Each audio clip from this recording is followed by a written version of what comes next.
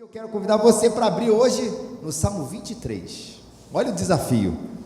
Porque quando o Salmo 23 é aquilo assim, rapaz, não tem mais nada para ouvir sobre esse assunto, né? E aí é o óbvio, ou assim, rapaz, ele vai ter que fazer um sermão excepcional, maravilhoso, para prender a minha atenção num salmo que eu sei de cor e salteado e que eu ouvi, mesmo que você tenha vindo aqui nessa igreja pela primeira vez na vida. Salmo 23 está no nosso imaginário, né? Talvez alguns nem saibam que isso está na Bíblia, mas já ouviram: o Senhor é meu pastor e nada me faltará. A gente vai ler na versão na NVI, né, na versão internacional. O primeiro versículo é um pouquinho diferente, mas a ideia é exatamente a mesma. E eu quero convidar você a ler junto comigo. Vamos ler? Está aqui projetado, quando a palavra de Deus nos diz: o Senhor é o meu pastor, de nada terei falta. Em verdes pastagens me faz repousar e me conduz a águas tranquilas. Restaura-me o vigor, guia-me nas veredas da justiça por amor do seu nome. Mesmo quando eu andar por um vale de trevas e mortes, não temerei perigo algum, pois tu estás comigo.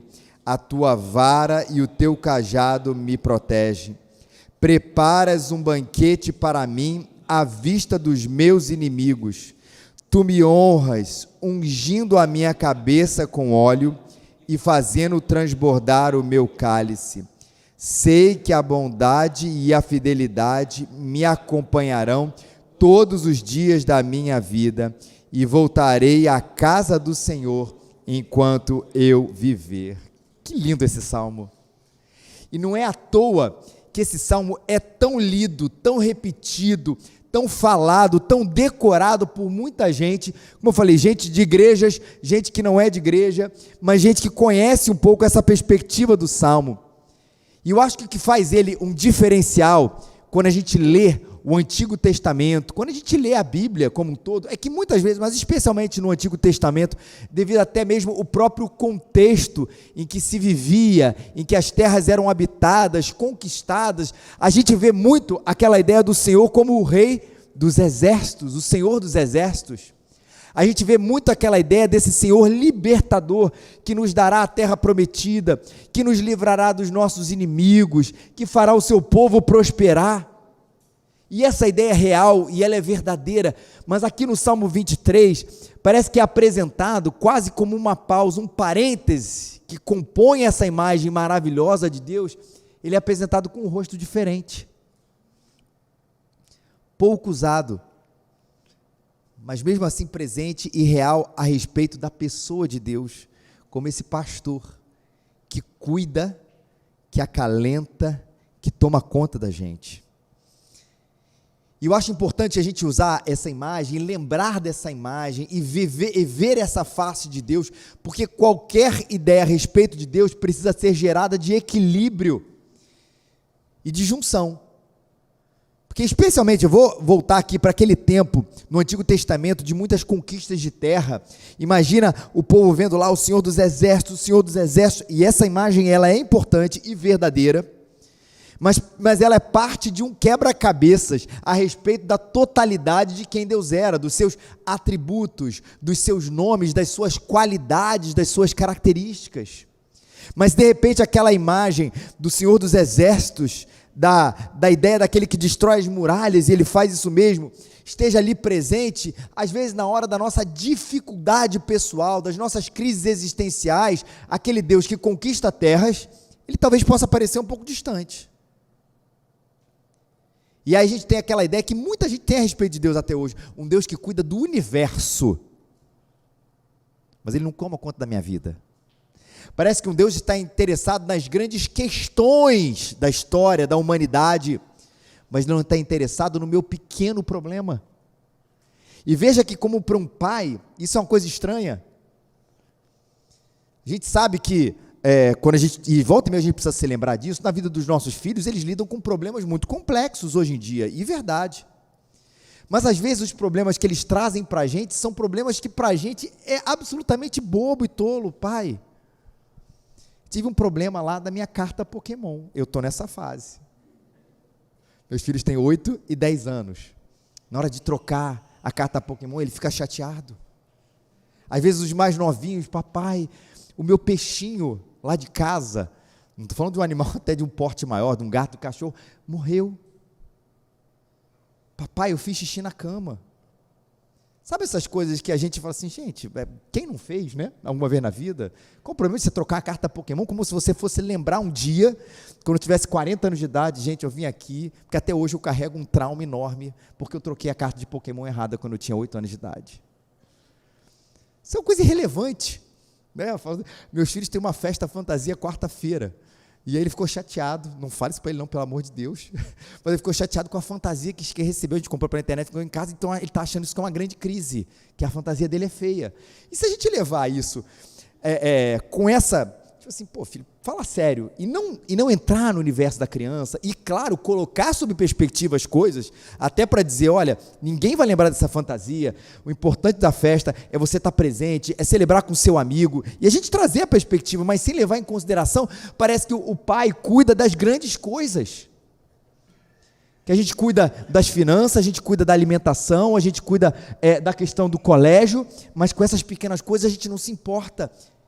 E eu imagino e vejo, na verdade, Deus fazendo a mesma coisa com a gente, mostrando para a gente o tempo inteiro, como esse bom pastor, que claro, ele tem a ver com o avanço do reino de Deus, ele tem a ver com o desenrolar da história dele ao longo da humanidade, que um dia ele derrotará de maneira plena, ou ele fará valer a sua vitória na cruz de maneira plena, aquilo, toda a maldade, sobre toda a maldade, mas ele também se importa com as nossas pequenas coisas, mas ele se importa com as minhas crises, mas ele se importa da minha individualidade, e é por isso que ele é apresentado como rei, como Senhor, como Deus dos exércitos, como santo, como justo, mas também como pastor das nossas almas.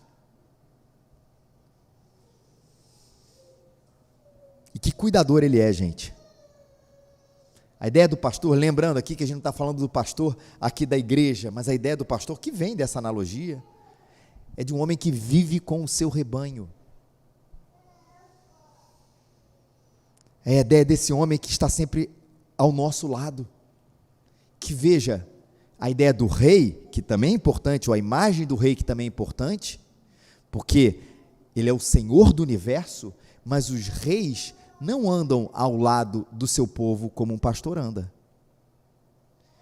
O rei pode ser próximo, especialmente nessa antiguidade aqui, ele pode até ser próximo, ele pode levar em consideração a aflição do seu povo, mas ele tem os seus aposentos reais, ele gasta mais tempo com a sua corte, ele gasta mais tempo com os seus generais, ele gasta mais tempo com aquela elite ali, enquanto que o pastor, ele não faz distinção sobre qual é a ovelha mais importante, ele está sempre ao lado do seu rebanho, ele não é grande e majestoso como um rei, que é distante do seu povo, mas ele é próximo, simples, para exercer o seu cuidado com aquelas ovelhas ali ao seu lado. Por isso que a gente não prefere uma imagem, gente, e toda imagem, ela carrega em si uma complexidade de coisas que fazem sentido, um rei, porque ele é Senhor do universo, mas ao mesmo tempo ele é rei e pastor, porque ele é o Senhor dos universos, mas diferente dos reis seculares, ele anda ao lado do seu povo, mas diferente do pastor, que não tem poder sobre todo um reinado, não tem poder sobre os exércitos, o rei tem, e a gente vai compondo essa imagem de Deus, com todas essas figuras, esses atributos, esses adjetivos a respeito de Deus, e hoje é a ideia desse pastor, que se mostrou assim,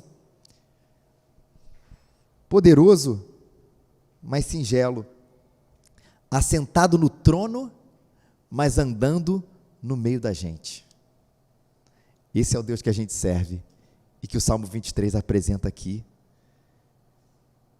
E um pastor, para quem a gente diz, Senhor é o meu pastor, e de nada eu terei falta. Uma vez na expressão mais conhecida, o Senhor é meu pastor e nada me faltará. Olha que declaração bonita. E eu queria apresentar essa declaração sobre dois aspectos. Como assim? Ele é meu pastor, ele cuida de mim, ele anda ao meu lado, ele me pastoreia, Ele vê as minhas necessidades e nada me faltará, primeiro pela sua própria presença.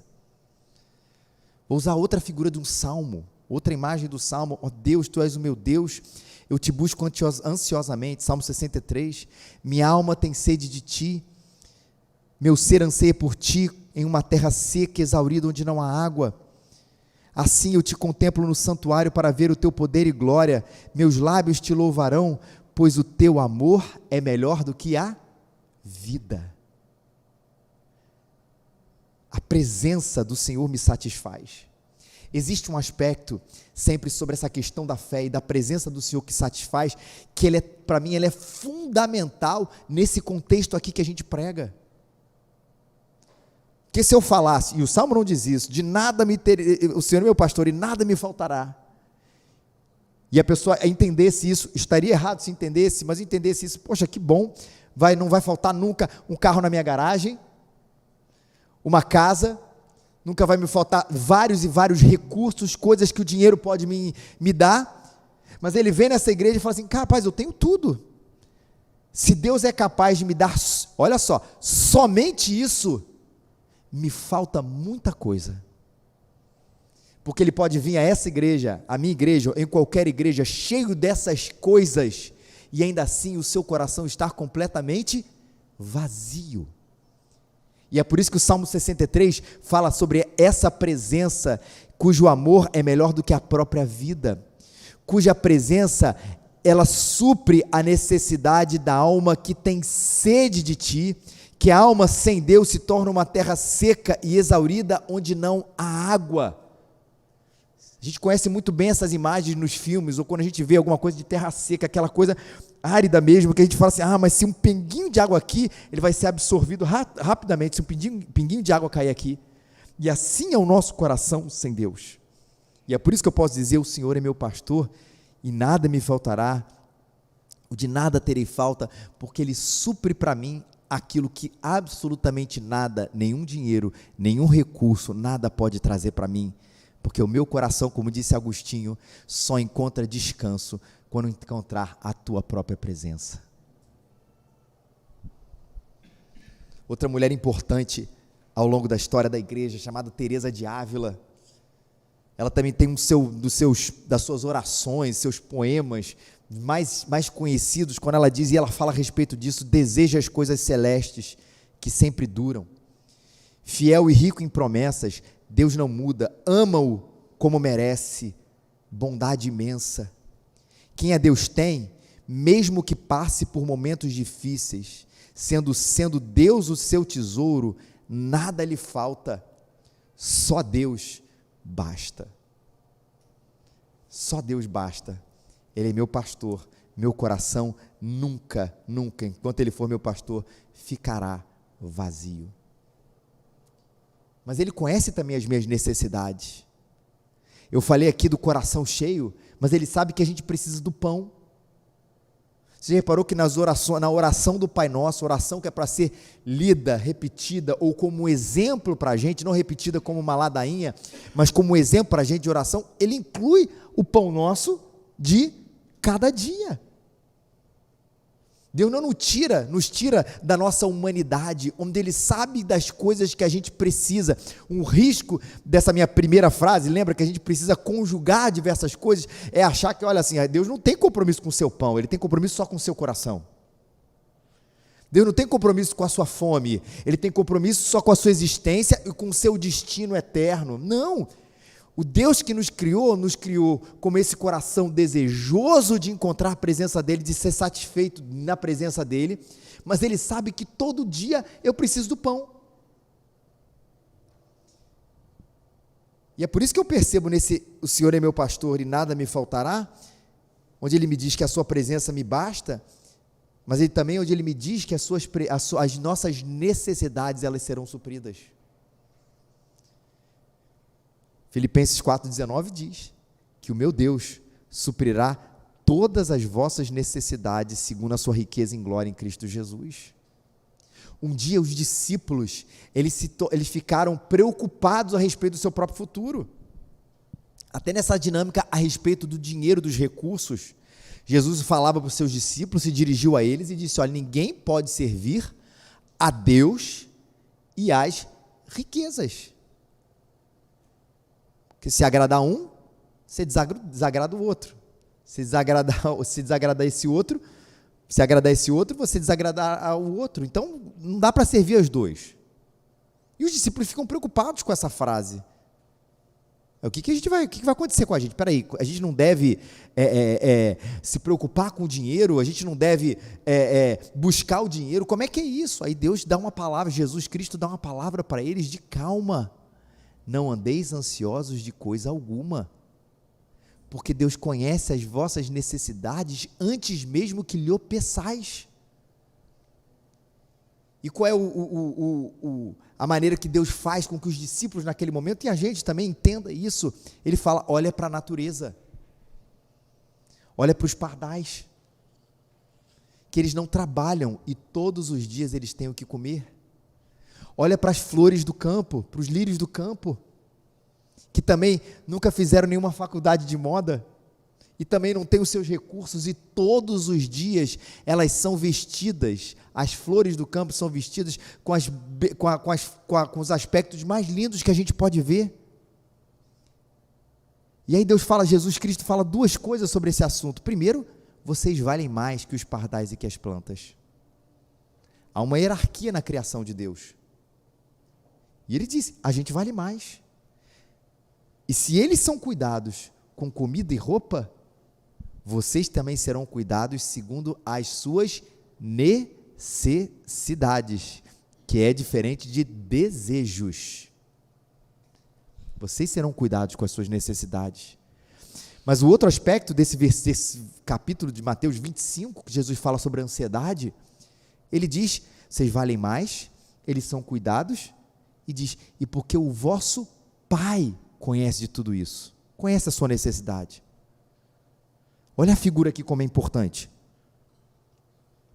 Um rei pode conhecer a necessidade da população, mas ele não vai conseguir suprir a necessidade de todo mundo. Nenhum rei, nenhum presidente, nenhum primeiro-ministro vai olhar ali para a sua situação: rapaz, eu não vou descansar. Ele até vai dizer isso agora em outubro. Eu não vou descansar enquanto um brasileiro não tiver comida no prato. A gente vai ouvir isso, e ouve isso há muito tempo, né? Mas você acha que realmente ele está lá preocupado? Rapaz, tem um cara ali no interior do Piauí que não tem as 3 refeições por dia. Ele não dorme, o presidente não dorme. Claro que ele dorme, gente. E ele sabe do tamanho da tarefa. Bem intencionado ou mal intencionado, sabe que vai ser difícil no seu mandato conseguir suprir a necessidade. Mas um pai é diferente. Aqueles que são pais aqui conhecem muito bem isso. Você imaginou, ou conhece a possibilidade disso, não que isso tenha passado necessariamente com você, mas pode ter passado. Você imagina que você dormir com a possibilidade de o seu filho não ter o que comer, o que vestir no dia seguinte? O coração da gente ia apertar muito, aperta por muito menos, aperta por uma dor de garganta, aperta porque ele voltou um dia choroso da escola, porque disse que uns amigos não quiseram brincar com ele. Não aperta. Você imagina o que é a necessidade de comida, a gente dormir sem saber se o nosso filho vai ter o que comer o dia seguinte. E Jesus promete aqui para a gente, o Senhor nos promete como nosso bom pastor e como aquele que é o nosso Pai, como o nosso Pai que se preocupa com a gente, que Ele vai suprir as nossas necessidades, porque Ele é Pai.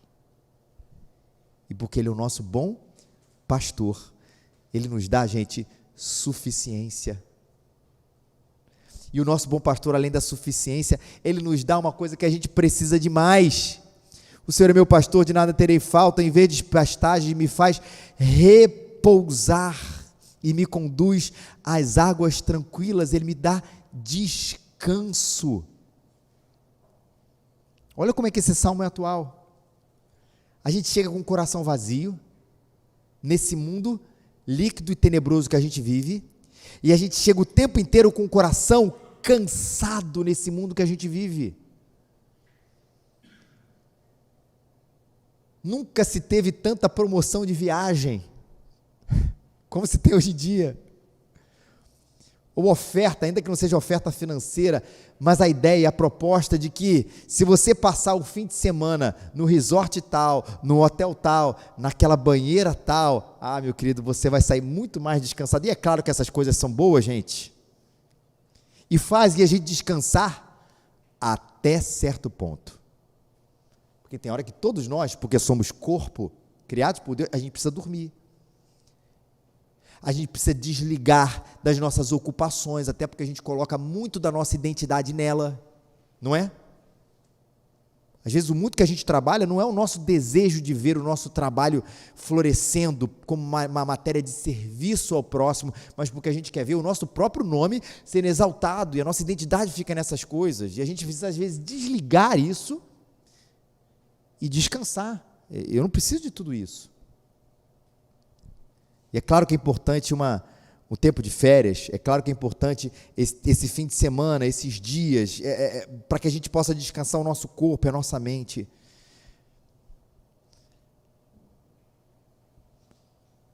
Mas o Senhor faz mais do que isso.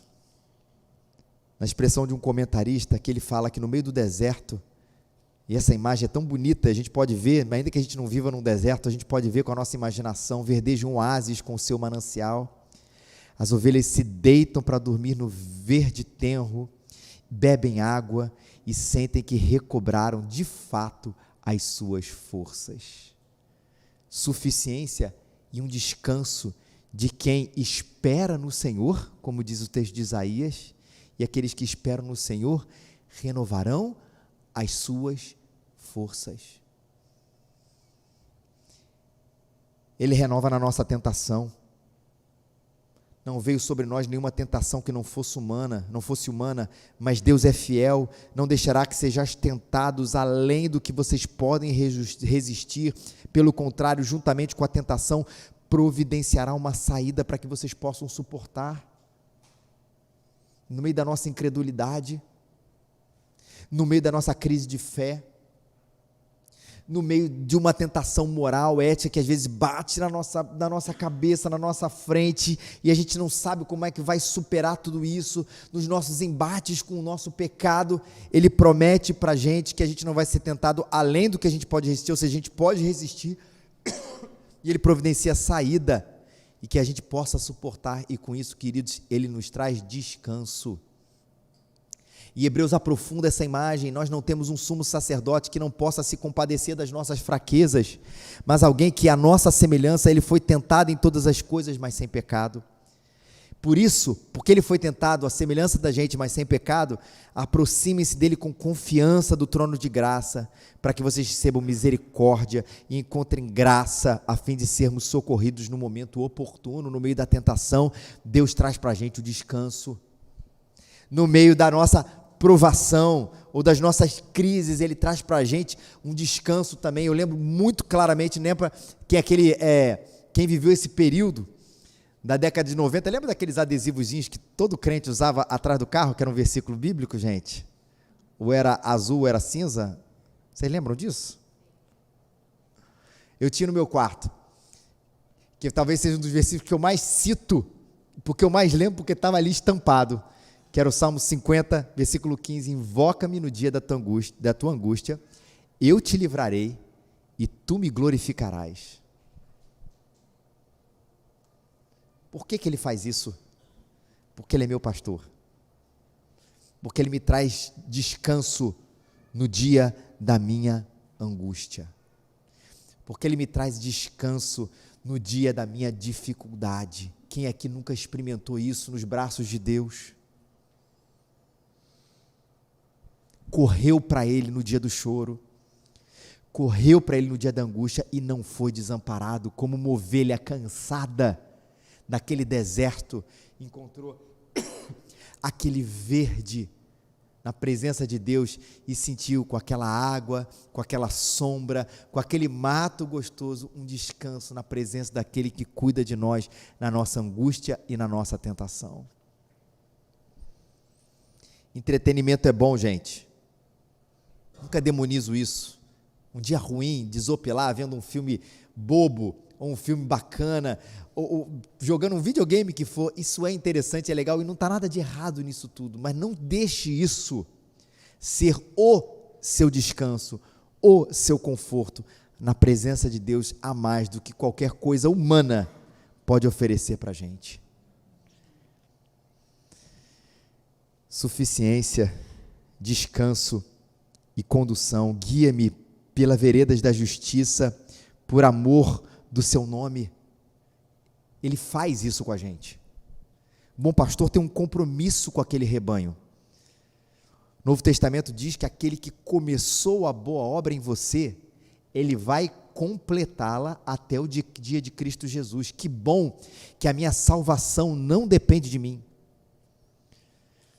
Você reparou que volta e meia a gente tem essa falsa ideia, até quando a gente fala, não, a minha salvação é pela graça, é que Deus começa uma boa obra em você, Ele te encontra onde você está, Ele restaura o seu coração, Ele salva você, Ele fala a respeito do seu próprio Filho, a gente vê a beleza do Filho, a salvação que o Filho nos traz, o Espírito Santo nos convence, e depois a gente acha erroneamente que a partir de agora, aí é com você,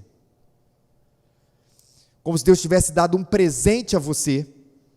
Fala assim, cuida, aqui a salvação é presente, é graça, toma, é seu, você não precisa me pagar nada. A gente entende essa parte, é tudo presente dos céus, mas a partir de agora, ai de você, se não cuidar disso direito. Só que a promessa do Senhor para a gente não é essa. Ele me guia pelas veredas de justiça por amor do seu nome. Como sua ovelha, Ele não deixa a gente, Jesus diz isso, escapar das suas próprias mãos. Só que nesse caminho, que Ele não nos deixa escapar das suas próprias mãos, Ele não deixa a gente escapar debaixo do seu cuidado. Ele vai conduzindo o seu rebanho pelo trilho estreito. E Ele faz isso conhecendo a dedo cada canto, e faz isso para evitar que as ovelhas se extraviem. Ele promete conduzir a gente nessa jornada.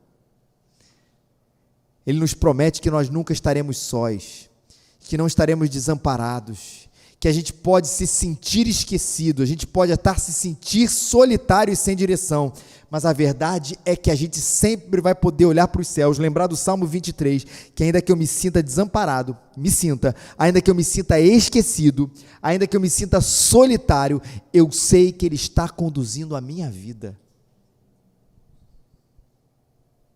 E eu não vou deixar nunca de fazer parte desse rebanho maravilhoso, mas não se engane, as veredas dele são veredas de justiça, caminhos que são desejados por Ele, caminhos que mostram a sua santidade, e é por isso que a gente precisa ser, a gente sempre repete isso, lembrar que nós somos ovelhas,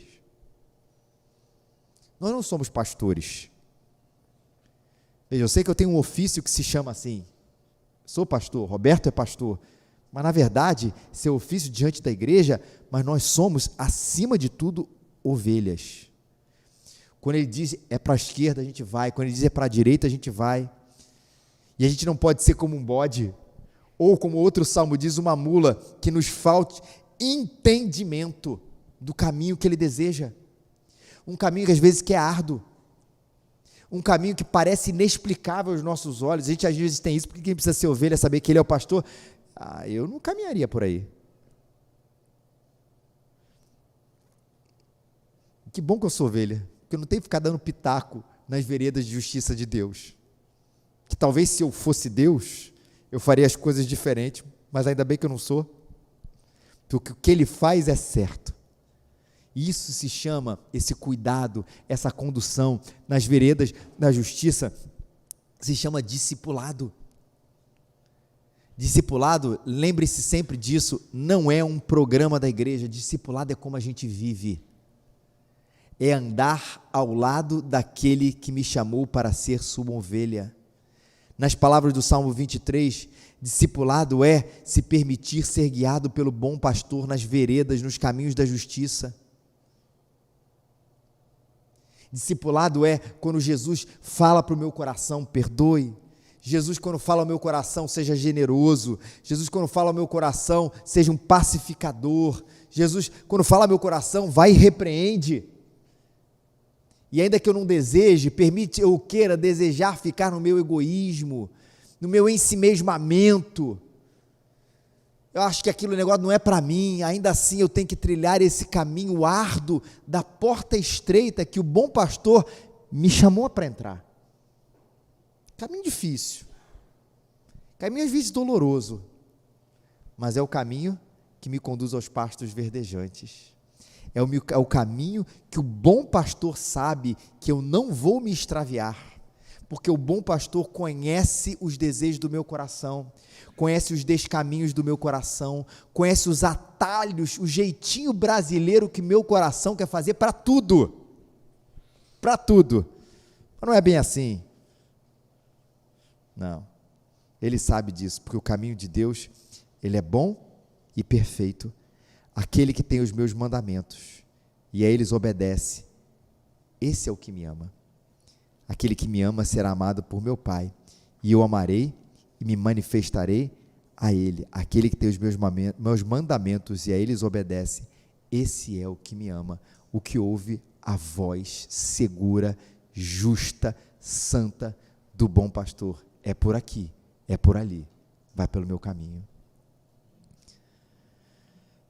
Suficiência, descanso, condução, e a gente termina lembrando da segurança.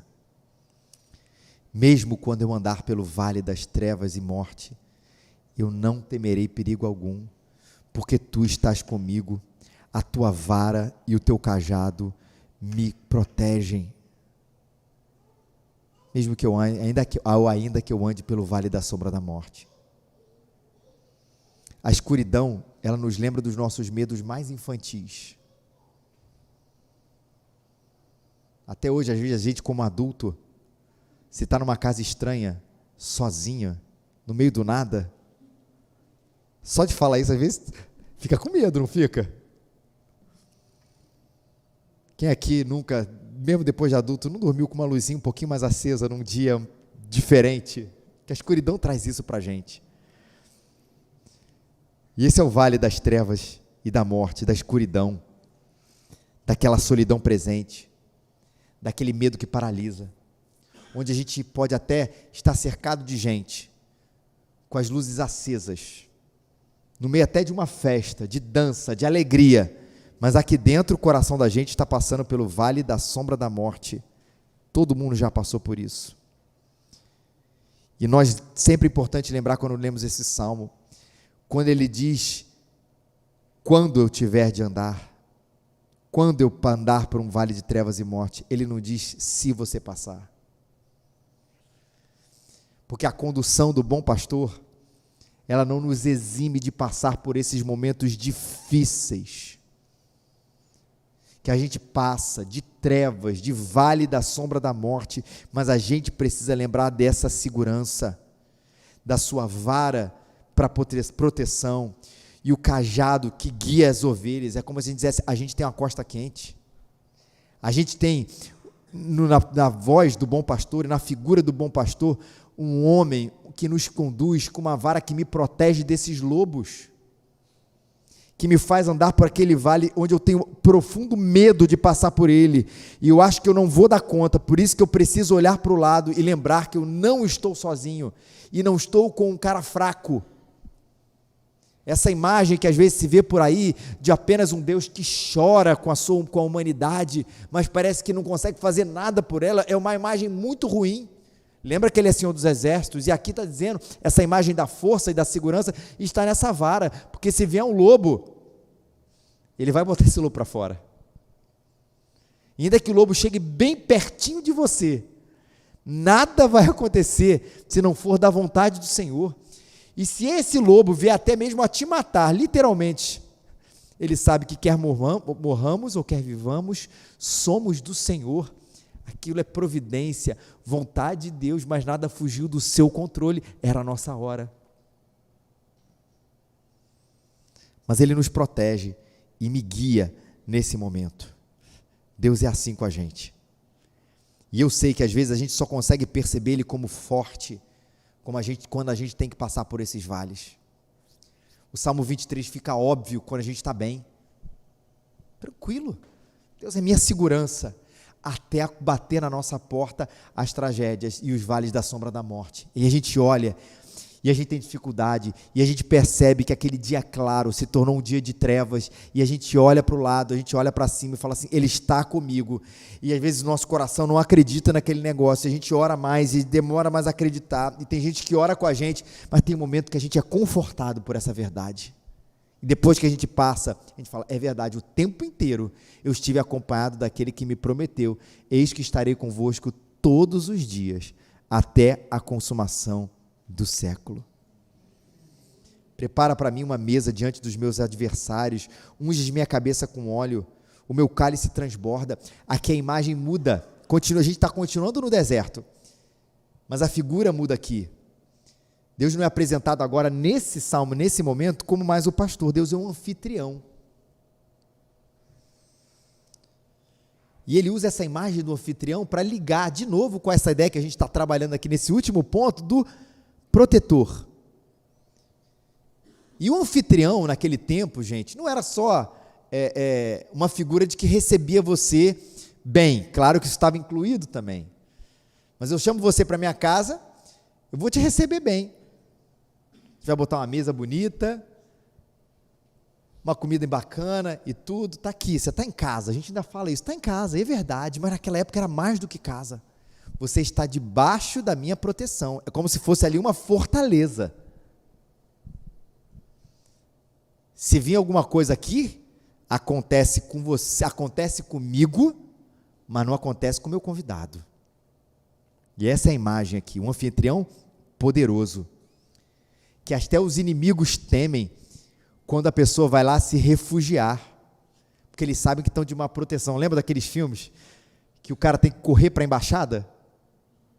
Ele está numa terra estranha, e ele fala assim, rapaz, ele corre, porque quando ele entra, e é sempre dos Estados Unidos, né, ele entra na embaixada, e tem um soldado na frente, agora isso aqui é território americano. Aí o cara, ufa, estou no meio do Irã, mas que bom que eu estou no território americano, aqui eu estou seguro, debaixo das leis, do governo, do exército do meu país. A imagem é parecida com essa. Mas quando ele se refugia com esse anfitrião aqui, ele faz um banquete, unge a cabeça dele, o copo de vinho está cheio, passa o perfume nele, né? São imagens de boas-vindas na antiguidade. A gente hoje não joga um óleo na cabeça da pessoa, mas fala assim, mas você pode lavar a mão, pode tirar o sapato, fica em casa, você quer um copo d'água? Tudo isso é essa imagem de que ele foi protegido e muito bem recebido por aquele que convidou ele a esperar nele. Só que tem uma hora que esse cara tem que ir embora. Ele está ali seguro. Que bom, mas ele tem que ir embora. E ele fica com medo. Quando eu tiver que sair dessa embaixada aqui, quando eu tiver que sair dessa tenda, depois desse banquete, de ser bem recebido com a cabeça com óleo, no meio desse deserto, no meio dessa aridez, e aí? Como é que eu fico? E aí o Senhor manda para a gente 2 guarda-costas. Quais são os nomes dele, gente? Bondade e misericórdia. Toda vez que eu prego nesse salmo, eu tento fazer esse exercício para nunca me esquecer que eu tenho 2 pés. Não interessa para onde eu vá. Ainda que eu digo eles digam para mim que eles não querem ir a algum lugar, eles vão ter que me obedecer. Se eu quero ir para cá, os meus pés me seguem. Se eu quero ir para cá, os meus pés continuam me seguindo. E se a gente, para lembrar disso, durante o nosso dia de dificuldade, lembra que você tem uma bondade e uma misericórdia seguindo você todos os dias da sua vida. A bondade e a misericórdia. Não interessa para onde você vai, seu pé vai sempre junto com você. E esses são os guarda-costas que o Senhor envia. Bondade e misericórdia. Porque Ele faz isso justamente que ainda que a gente merecesse qualquer outra coisa, a ira de Deus, a justiça de Deus, Ele não usou isso contra a gente. Aqueles que se refugiam na presença de Deus não são inocentes. Eu não sou, você não é, ninguém é. Todos pecaram e carecem da glória de Deus. Mas ainda assim, todos os dias, Ele nos protege com a sua bondade e com a sua misericórdia. Que bênção é saber disso, meu querido e minha querida. E que bênção saber que toda essa imagem foi usada por Jesus. Eu sou o bom pastor. O povo a quem ele falava conhecia os salmos. Não era uma imagem criada a respeito do nada. Claro que ainda era uma sociedade mais agrária do que a nossa, muito mais agrária do que a nossa. A figura do pastor estava presente ali como alguma coisa do cotidiano.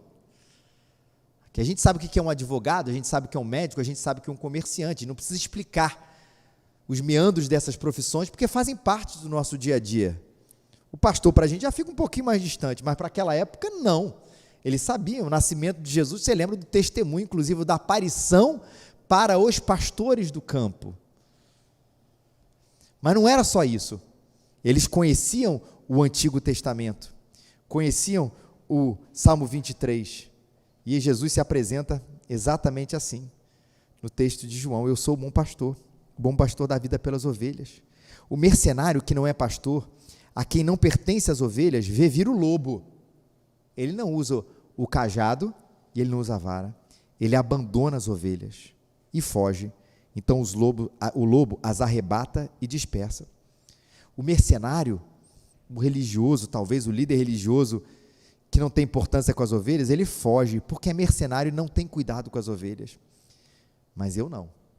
Eu sou o bom pastor, conheço as minhas ovelhas, elas me conhecem, e assim como o Pai me conhece a mim, eu conheço o Pai, e eu dou a minha vida pelas minhas ovelhas. E é assim que Ele cuida da gente.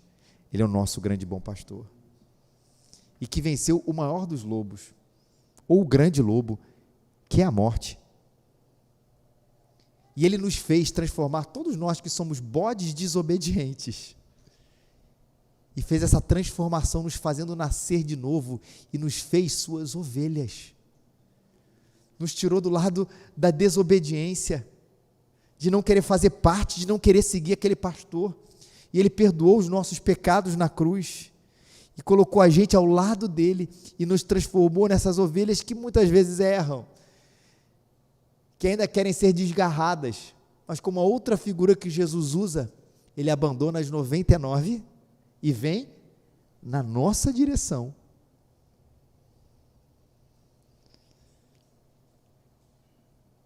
Por isso tem esperança, meu querido e minha querida. Ele não é um pastor temporário. Ele não te acompanha no início, te ensina, te compra o curso de Jesus, fala agora é com você. Ele acompanha você todos os dias. Por isso que a gente pode ter essa santa esperança, porque Ele não deu apenas o seu tempo, Ele deu a sua vida por nós, para nos transformar em ovelhas, e lembrar todos os dias o nosso coração dessa verdade. Ele traz para a gente suficiência, o Senhor é meu pastor, e nada, absolutamente nada, me faltará. Ele me traz descanso, porque Ele me faz repousar naqueles pastos verdejantes nos dias de deserto. Ele me conduz pelo vale da sombra da morte, é verdade, em qualquer momento, mas Ele me conduz e me traz a segurança. A sua vara e o seu cajado me conduzem e me consola.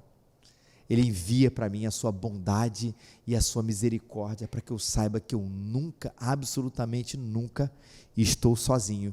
Eu estou seguro nos braços daquele que se entregou por mim. E ninguém, Jesus diz, é capaz de arrebatar eu e você das suas poderosas mãos. Jesus Cristo fez isso na cruz por nós. Ele é o nosso bom pastor. Vamos orar, gente. Senhor, obrigado por esse cuidado maravilhoso do Senhor na nossa vida, Pai. Um salmo, Senhor, escrito há tantos anos, repetido tantas vezes, lidos por nós tantas vezes, ó Deus, e que continua, Senhor, trazendo tantas verdades que a gente precisa diariamente, Senhor, ser lembrado. Obrigado, Deus, porque o Senhor ao nosso lado, nada nos falta, Pai. Porventura vos faltou alguma coisa, eles disseram nada, e que seja assim essa também, Senhor, a nossa resposta, Senhor, quando o Senhor está do nosso lado. Podemos não estar nos melhores palácios, ó Deus, mas nunca irá nos faltar o pão, nunca irá nos faltar as vestes e nunca irá nos faltar a tua presença, Senhor. Que a gente se lembre disso, Pai, e veja que o Senhor é esse bom pastor. Obrigado, Deus, pelo descanso que o Senhor nos traz, e que a gente, Pai, aqueles que estão cansados e sobrecarregados, Deus, que hoje possam receber do Senhor o verdadeiro descanso, que descansa mais do que qualquer fim de semana, Deus, de que qualquer viagem, de qualquer tratamento, Pai, ainda que essas coisas sejam boas, benéficas, ó Deus, mas a Tua presença é capaz de fazer o nosso coração descansar das coisas que essas coisas não podem nos dar, Pai. E que a gente encontre esse descanso no Senhor, a condução do Senhor, nas veredas da Tua justiça. Senhor, obrigado porque o Senhor nos conduz, e às vezes conduz a gente em dias difíceis, em caminhos que a gente achou que não seriam os melhores caminhos, mas, ó Deus, são os caminhos da justiça, Pai. E que a gente aprenda, Senhor, nesse momento, Pai, a ser ovelha, Pai, a ouvir a Tua voz, a saber que esse é o melhor caminho, ainda que o nosso coração rebelde, enganoso, Pai, rebelde, vaidoso, não queira, que a gente se submeta, Senhor, à Tua santa voz. Isso é obra da Tua graça, Pai, e a gente saiba que a gente está seguro, Pai. Ó Deus, que a morte já não pode mais nos vencer, Deus, porque nós temos a vida eterna como presente, Pai. Que, Senhor, que Satanás não pode prevalecer sobre a nossa vida, Pai. Que o pecado, Senhor, não pode mais sucumbir, Senhor, não podemos mais sucumbir ao pecado, Senhor, não pode mais dominar a nossa vida de maneira plena, Senhor, não, Pai. Porque nós fomos, ó Deus, alcançados pela Tua graça, Senhor. E temos a segurança, Deus, de que o Senhor começou uma obra que o Senhor vai completar, Pai.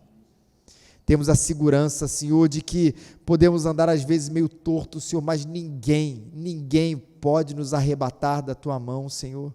Que nada, nenhum poder, nem altura, principados, potestades, absolutamente nada pode nos separar do Teu grande amor, não porque somos bons, Deus, mas porque o Senhor é o nosso pastor, em Ti nós temos segurança, Senhor.